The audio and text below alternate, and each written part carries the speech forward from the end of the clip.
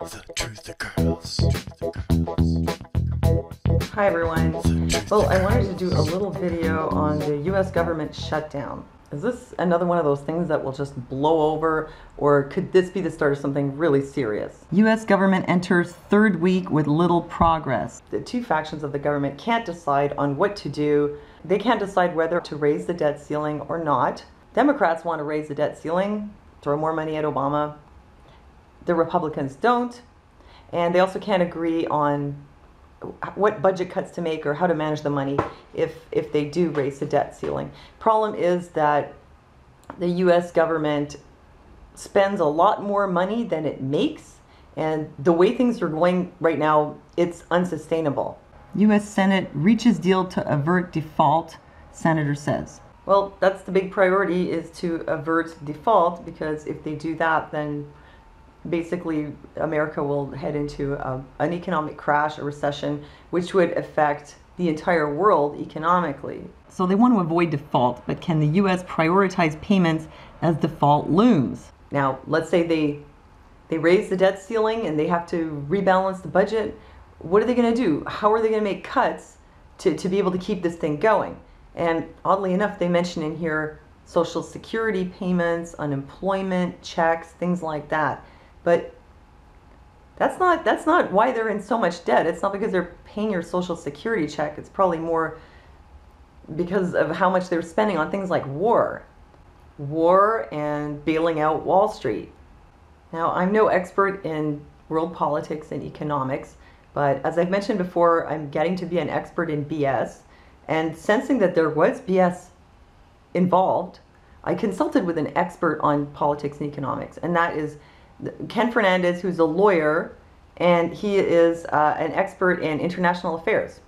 And so what he said to me was that it's not as simple as what they're showing you in the news, that they just can't agree on what to do with their money, but that there are, as he said, quote, radical factions in the Republican Party blocking anything from being passed. As for spending in the US, he pointed out that they've been spending an awful lot of money on military stuff to be used within the US. Armaments, ammunition, internment camps. I'm not trying to freak you out here, but all I'm saying is that whatever's happening now, it's probably being done by design. These, radical factions, as he called them, have probably been put there by someone who is trying to get an agenda accomplished.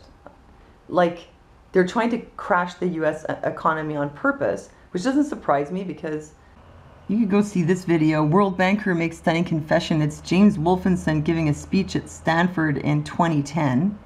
And he said even back then that the world economics would shift from the North Americas and Europe being the leaders over to Asia, like as in China and India, being the leaders globally, and that we would get poorer over here in the West, and those countries would get wealthier. Their standard of living would go up and ours would go down. So I don't know exactly what goes on in the minds of the Illuminati, but there is an agenda for wealth redistribution. Okay, but already you have all these people who are very poor and dependent on government assistance. Look what happened the other day. Walmart customers riot when unable to use EBT cards.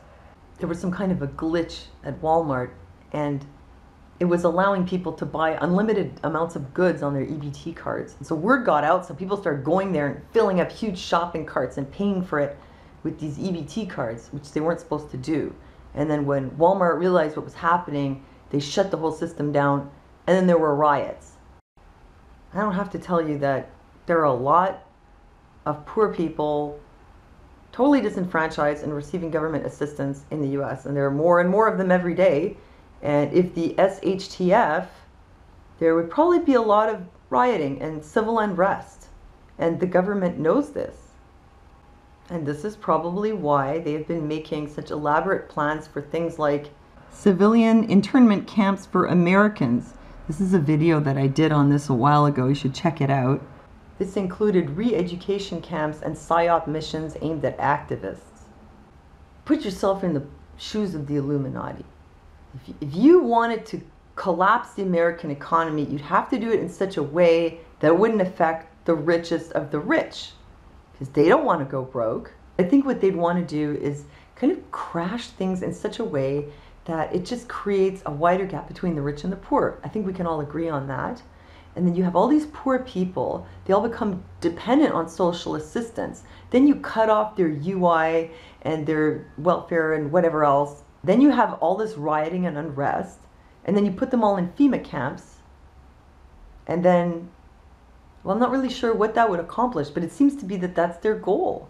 Obviously, they want to create a crisis where there are lots of poor and starving people so they can then push a depopulation agenda.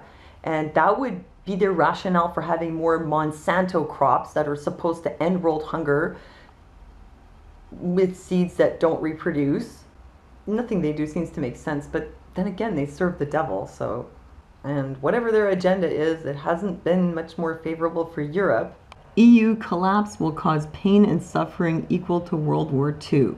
Europe is getting poorer, things are not working, and centralization was a bad idea from the beginning, and nothing will get better until they decentralize, which I don't think they're going to do, because that's not the agenda of the New World Order. So this can only go one of two ways. Either it blows over, they find some kind of resolution, and life goes on. Or they don't find a resolution,